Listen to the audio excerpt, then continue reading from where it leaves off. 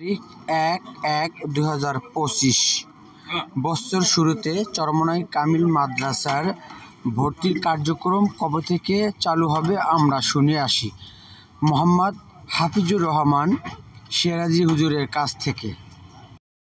আসসালামু আলাইকুম ওয়া রাহমাতুল্লাহ। আমাদের চরমোনাই আহসানাবাদ রশিদিয়া কামিল মাদ্রাসার 2025 সালের জুনিয়র শাখার ভর্তি কার্যক্রম আজকের থেকে শুরু হয়েছে, কিন্তু আজকের আমরা ফর্ম ছাড়তেছি এবং আজকের 1/1/2025 তারিখ থেকেই শুরু হয়েছে আমাদের পুরান ছাত্রগণ যারা আমাদের এখানে ছিল এদের ভর্তি কার্যক্রম আজকের থেকে শুরু। আজকের 1 তারিখ এবং আগামীকাল 2 তারিখ ভর্তি চলবে এদের পুরান ছাত্রদের।